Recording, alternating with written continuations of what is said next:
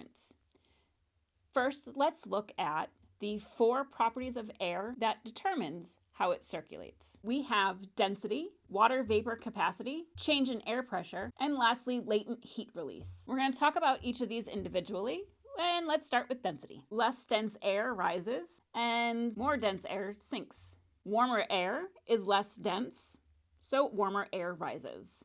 Colder air is more dense, so therefore it sinks. Water vapor capacity is essentially how much water vapor can be held within the air.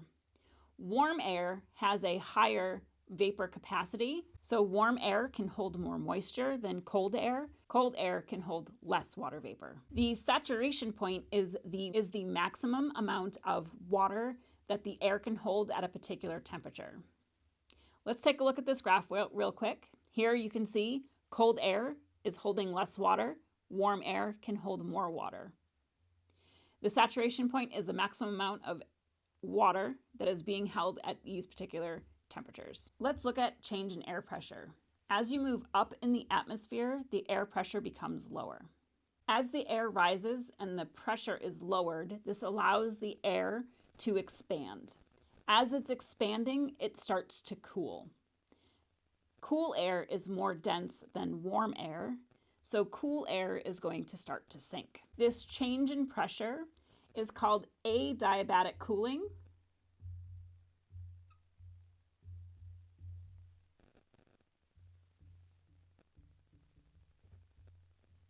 So as the air rises and expands, it cools due to the change in air pressure. And then opposite on the way down, as the air starts to sink, we have adiabatic heating. So as the cool air drops, there's a change in pressure.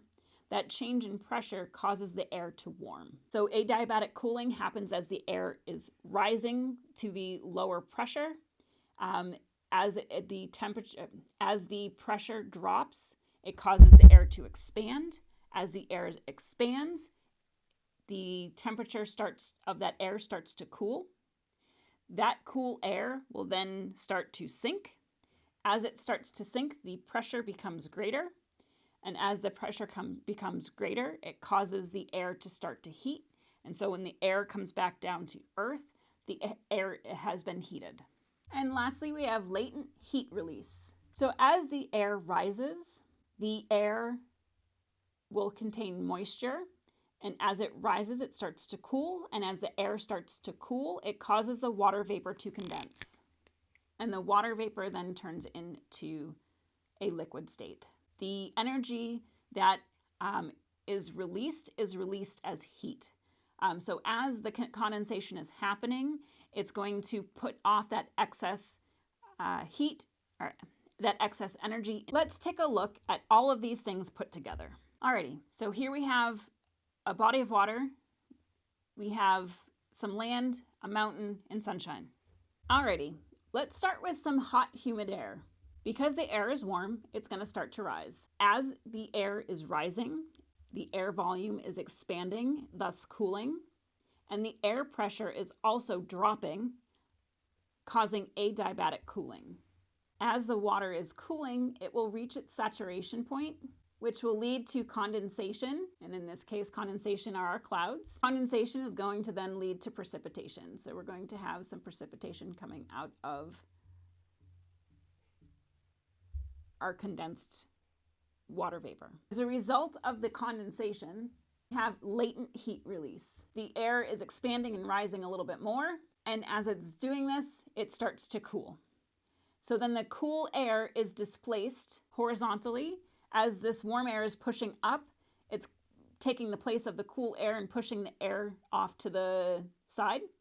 That cooler air, because it's cooler, more dense, is going to start to sink. As it's starting to sink, the air pressure starts to rise, which is going to then cause adiabatic heating. This air, because it lost all of its water over here, is now going to be a warm, dry air. That warm, dry air then comes down to the surface, and as it moves along the surface, it's going to start to pick up water, and eventually it'll become hot and humid enough where it's going to start the process over again.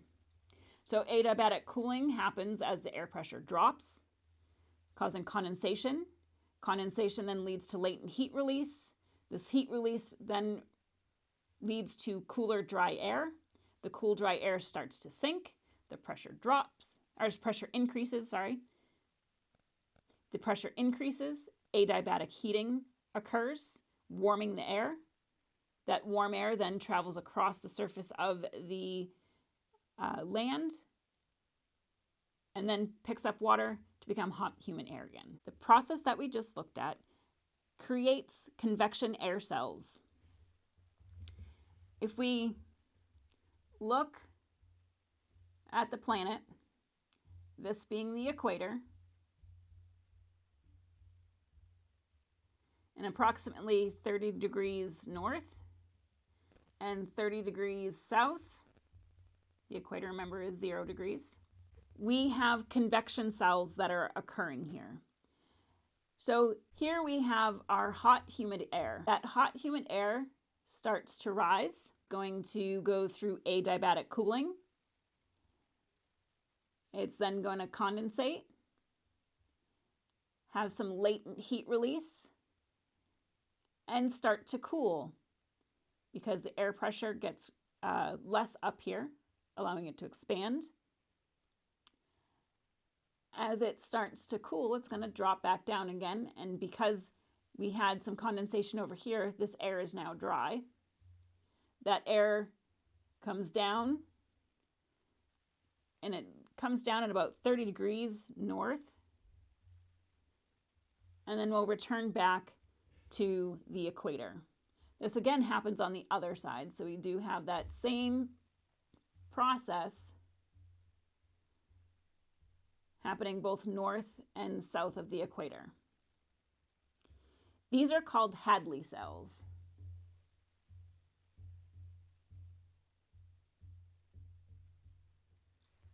So our hot, humid air at the equator goes through our adiabatic cooling and condensation, so we do have quite a bit of rain that happens, or precipitation that happens in this area. Then we have our dry air coming down at about 30. So if, at our 30 degrees north and our 30 degrees south, we often have hot, dry desert. And at the equator, we have our tropics. So the reason for the weather patterns in these areas is because of these convection cells. So at the equator, to 30 degrees north and 30 degrees south, we have these Hadley cells. We have other cells. We have other cells on the other sides of this, so let's take a look at those. Alrighty, so we have the equator, we have 30 degrees north, we have 30 degrees south, 60 degrees north, 60 degrees south, and then 90 and 90. We have our Hadley cells happening here. Those are both our Hadley cells. At the poles from 60 to 90, so rising at the 60 degrees and then falling at about 90 degrees on both sides, so rising at the 60 degrees and falling at the 90 degrees. We have our polar cells. So again, in this area, you're going to have more warm air. Here, you're going to have less warm air. So it's going to be a little bit more moisture in this area and a little less moisture in this area here. So the poles don't have a whole lot of moisture in the air. And then in between those two areas, we have what's called the ferrule cells. Now the ferrule cells aren't distinct convection currents. They're mainly driven from the polar cells above or below and the Hadley cells on either side. The Hadley cells here at the equator, the polar cells at both poles, and then in between we have the ferrule cells, and the ferrule cells are driven by both the polar and the Hadley cells. The winds in these areas of the ferrule cells are a little bit more haphazard. They're not as consistent as the Hadley and the polar because of the influence of both of these convection currents kind of pushing in on the area there. One area that I want to mention is this area here. between the two Hadley cells. Between the two Hadley cells is the ITCZ, which is the intertropical convergence zone. So the ITCZ is this area between the two Hadley cells where those two Hadley cells converge, and you do have a lot of precipitation here, creating most of your rainforests along the equator. These convection currents aren't the only thing that drives air currents on the planet. Earth's rotation also plays a role in how wind moves or air moves on throughout our atmosphere. So as the Earth moves, it causes a deflection, which is called the Coriolis effect. The Coriolis effect is the deflection of an object due to the Earth's rotation. So essentially, if I was to stand at one of the poles, either the North or South Pole, and I was to throw a ball in a straight line towards the equator, the ball is not actually going to go in a straight line. It's going to, if I was to kind of do an overhead shot, it's going to actually deflect one way or the other, depending on where I'm standing and where I'm throwing on the Earth, because the Earth is spinning and the speed of the Earth is different here than it is here. It causes this deflection. Let's take a look at that deeper. The speed of the Earth here is 1,670 kilometers an hour at the equator. At 30 degrees, it drops to about 1,400. I think it's 1,445 kilometers an hour. And then here at 60, it drops to 291 kilometers an hour. And that is because if you think of we both stood we were going to walk in a circle, and you were going to walk in a circle that had a 3-foot diameter, and I was going to walk in a circle that had a 10-foot diameter. If we were to get from the start to the finish at the exact same time, you would have to go slower, I would have to go faster in order to get from the start to the finish at the same time. So that is why we have a faster speed here and a lower speed here, because as the Earth is spinning, there's less of a diameter that it needs, or less of a circumference that it needs to travel than it does here. So this is traveling further in a shorter amount of time, so it needs to go faster. So if I was to stand here and throw my ball in this direction, I'm going to have a deflection in this direction. If I was to face the other way and throw my ball in this direction, I'm going to have a deflection this way. And same with the other side. If I was to stand here and throw my ball in this direction, it's going to deflect this way. If I was to turn around and throw my ball this way, it is going to deflect in this direction.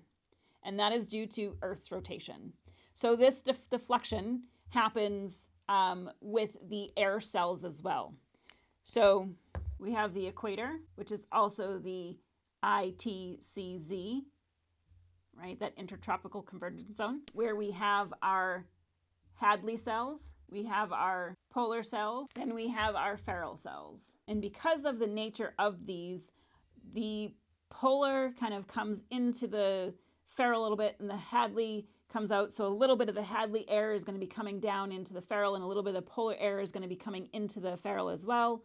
And a little bit of the ferrule air is also going to be kind of going out because of the deflection. So these cells are not just on the side of the planet, they kind of encompass the planet. So you got to remember 3D here. It's going to cause the surface winds on the surface winds to deflect in different directions. We have our polar winds that generally start in the east and go towards the west. So our polar winds are the easterlies. Then we have the from 60 to 30, 60 to 30, where our ferrule cells are. Our deflection is going to be going from the west to the east. These are called the westerlies. And then lastly, the Hadley cells are deflected from the east to the west, and these are the northeast trade winds. Then we have the southeast trade winds. So much of these air currents and convection currents are going to dictate what the weather and the climate is going to be of certain areas. The deflection of these different winds is going to carry different air currents through across the atmosphere. But these aren't the only things that will control the weather. There's a lot of weather patterns that happen because of land formations. Let's take a look. Mountain ranges. Mountains are going to kind of not block, but they're going to change the airflow across the surface of the planet.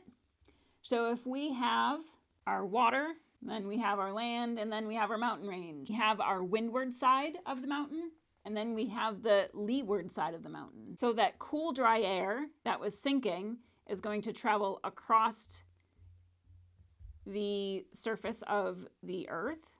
As it's doing that, it's picking up the moisture. As it comes towards that windward side of the mountain, it can't keep traveling flat across the surface, so it's going to then rise.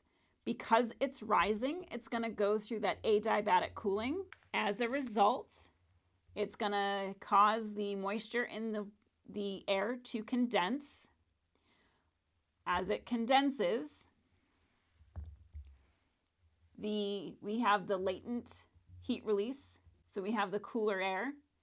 Then it comes down over the mountain. And the air is going to then start to go through adiabatic heating.